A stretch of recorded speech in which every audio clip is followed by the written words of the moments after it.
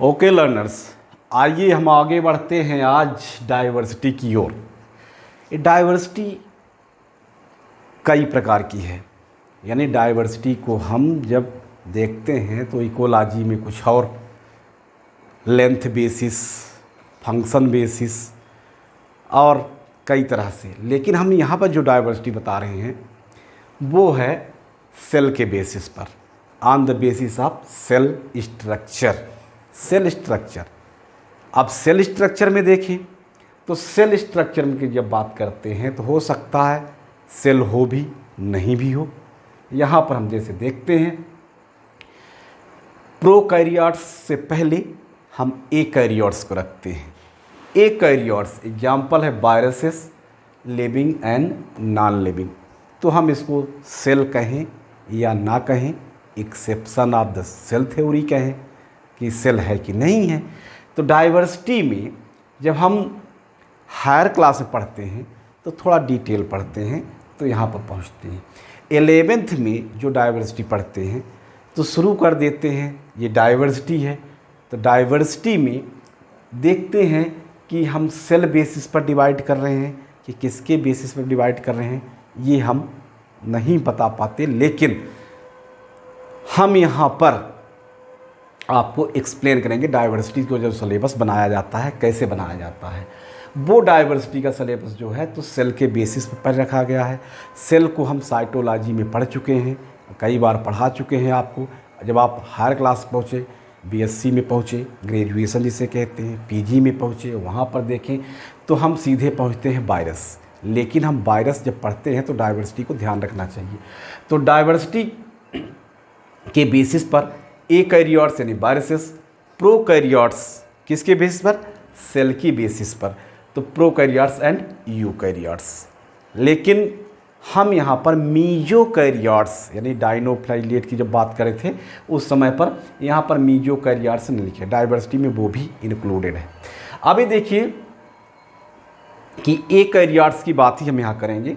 Prokaryotes में mycoplasma, bacteria, cyanobacteria, एक्टिनोमाइसीट etcetera, इसकी भी बात करेंगे। लेकिन यहाँ पर आज हम यूकैरियोट्स के कुछ पार्ट को एक्सप्लेन कर रहे हैं। यहाँ पर आपको वायरसेस हैं, लिविंग एंड नॉन लिविंग है, यानी इसको हम सेल नहीं मानते, तो यूकैरियोट्स में रख दिया। 5 किंगडम क्लासिफिकेशन पढ़ते चले आ रहे हैं, वो वायरस को अलग ही रखते हैं, हम वायरस को अलग ही रख रहे हैं जब से पढ़ते आ रहे हैं। तो यूकैरियोट्स के अंदर डाइवर्सिटी की गाड़ी रख दिया। अब हम आगे बढ़ते हैं तो देखते हैं माइकोप्लाज्मा जो कि कहाँ पहुँच गया है, प्रोकैरियोट्स में। यहाँ से सेल स्टार्ट हो जाती है जो कि प्रोकैरियोटिक सेल है। फिर देन यूकैरियोटिक सेल हम जानते ही हैं, प्लांट एनिमल सेल जो भी हैं तो यूकैरियोटिक सेल हैं। अब जब हम यूकैरियोट्स में पहुँचे हैं तो यूकैरियोट्स से एग्जाम्पल वायरसेस है, तो वायरसेस को हम यहाँ पर देखेंगे। तो वायरसेस को हम और नाम देते हैं पॉइजनस फ्लूइड, वेनोम, सिक्रीशंस। तो ये देखिए कभी कभी हायर क्लास यानी कि जब हायर एजुकेशन में जाते हैं, कॉलेज में जाते हैं, पहुंचते हैं, या बीएससी या एमएससी या अदर कोई कोर्सेस में जब जाते हैं, इवन बायोटेक्नोलॉजी में भी जब हम जाते हैं तो वहाँ पूछता है give a general account of viruses, यानी वायरस का एक जनरल अकाउंट दीजिए। तो आप वहाँ पर सोचिए क्या लिखेंगे हम वायरस में। तो वहाँ पर हम एक सिनाप्सिस तैयार किए हैं, वे सिनाप्सिस हम देखेंगे और यही लिखेंगे। तो सिनाप्सिस तो जिसे हम आउटलाइन कहते हैं, तो उसमें देखिए हिस्ट्री देखेंगे, डेफिनेशन देखेंगे, नेचर ऑफ वायरसेस देखेंगे, शेप ऑफ वायरसेस देखेंगे, साइज ऑफ वायरसेस देखेंगे, टाइप्स ऑफ वायरसेस, स्ट्रक्चर यानी chemical composition viruses, then nomenclature देखेंगे। वायरसेस का नॉमेनक्लेचर रखते हैं, बाइनॉमियल नॉमेनक्लेचर है, एप्लीकेबल नहीं है, तो यह कोई दूसरी मेथड है, यहाँ हम उसको देखेंगे। फिर classification of viruses, staining method of viruses. अब वायरस को हम स्टेन कैसे करें, हम कहते हैं ऑर्गेनेल्स को स्टेन करते हैं, सेल को स्टेन करते हैं, सेल वॉल को स्टेन करते हैं, लेकिन यहाँ पर कुछ अलग ही स्टेनिंग मेथड होगी वायरसेस की, क्योंकि वायरस किस प्रकार का स्टेन लेगा ये हम जब हम पहुँचेंगे कहाँ पर, स्टेनिंग मेथड में, वहाँ पर हम आपको बताएंगे। फिर देखिए अब टी टाइप बैक्टीरियोफेग, बैक्टीरियोफेग पता है हमको, बैक्टीरियोफेग ऐसा वायरस जो बैक्टीरिया को डिस्ट्रॉय करता है, या यूँ कहें कि उसको डिस्ट्रॉय नष्ट कर देता है, कोलीफेग में आता है। Lambda bacteriophage tobacco mosaic viruses, reproduction और life cycle, some other forms of viruses, transmission of viruses, economic importance of viruses.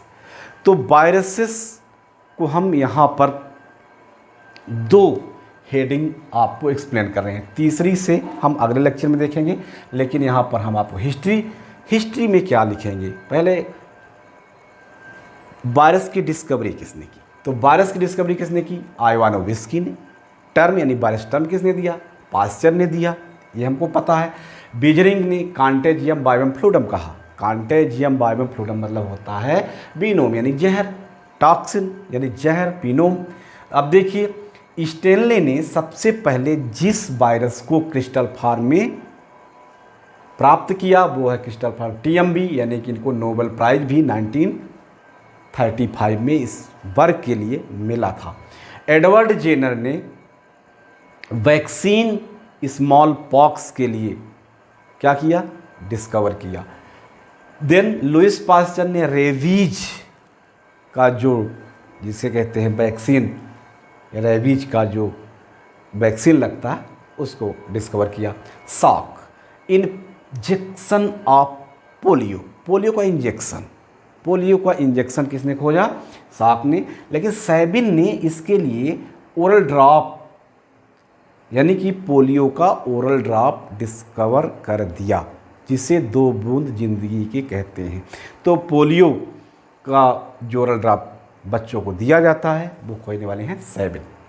तो हम हिस्ट्री देखते हैं कि हिस्ट्री में इतने पॉइंट इंपॉर्टेंट तो बहुत हैं, बहुत ज़्यादा हैं, लेकिन इतने पॉइंट थ्योरी में लिखने के लिए सफिशिएंट है। थ्योरी में जब हम कंपटीशन में जाते हैं तो इन पॉइंट्स में आते हैं। कंपटीशन में जब जाते हैं, नीट में जाते हैं या अदर कंपटीशन में जाते हैं तो वायरसेस का कुछ फॉर्म पूछ देता है, जहाँ की हम देखेंगे some other forms of viruses जहाँ हैं, ट्रांसमिशन है, इकोनॉमिक इम्पोर्टेंस है, ये सब हम यहाँ पर हम एक एक करके एक्सप्लेन करेंगे।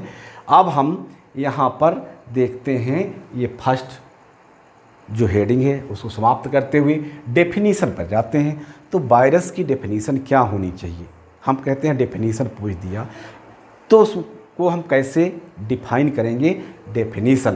तो देखिए नॉन सेलुलर, जैसा कि हम कह ही रहे हैं यूकैरियोट्स सेल नहीं है, नॉन सेलुलर, अल्ट्रा माइक्रोस्कोपिक का मतलब क्या हुआ कि हम सिंपल माइक्रोस्कोप से नहीं दे सकते। ओब्लिगेट पैरासाइट यानी कि obligate intracellular parasite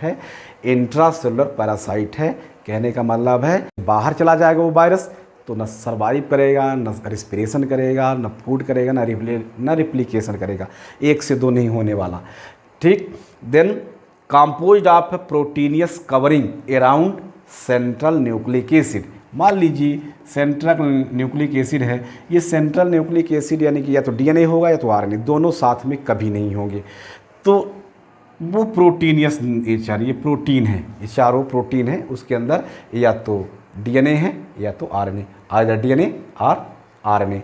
and self replication तभी होगा with in the living host, जब लिविंग होस्ट के ऊपर जाएगा तो अपनी जनसंख्या, अपना पॉपुलेशन यानी अपना रिप्रोडक्शन, अपना रेप्लिकेशन करेगा। कॉल्ड वायरसेस, तो वायरस क्या हैं कि जब इतने कैरेक्टर उनमें हों तो उसे हम वायरस कहेंगे। Study of viruses called virology, तो वायरोलॉजी एक जैसे हम साइटोलॉजी कहते हैं, देन उसी प्रकार से हम यहाँ पर वायरोलॉजी कहेंगे। तो आप ये समझिए कि डाइवर्सिटी जो बीएससी में फर्स्ट ईयर में और 11th में जो शुरू का टॉपिक है, यानी कि जब इनिशिएट करता है चैप्टर तो सीधा आपको यहाँ प्रोकैरियोट्स और वायरसेस मिक्सचर कर देता है, लेकिन डाइवर्सिटी हेडिंग लिखी हुई है तो उस डाइवर्सिटी की मीनिंग क्या है। जो टीचर हैं वो सीधे इकोलॉजी में चले जाते हैं कि डाइवर्सिटी इकोलॉजी वाली, तो डाइवर्सिटी कई तरीके से हो सकती है। हम कहते हैं लेंथ बेसिस है, हम साइज बेसिस है, और हम कह सकते हैं कि आप नेचर में जहाँ रहे, यानी कि एक्वाटिक है कि टेरेस्ट्रियल है, कि किस प्रकार से मार्सी है, यानी कि दलदली एरिया में उगता है या रहता है, तो डाइवर्सिटी अलग अलग है। लेकिन यहाँ पर जो हम डाइवर्सिटी की बात करें हैं वो करें हम on the basis of cell structure. तो यहाँ पर यूकैरियोट्स, प्रोकैरियोट्स एंड यूकैरियोट्स, तो हम यहाँ पर डेफिनीशन आपको बता चुके। अगला हम नेचर, शेप, साइज, वायरसेस, आगे का लेक्चर आगे मिलते हैं, फिर बताते हैं आपको। आज यहीं तक।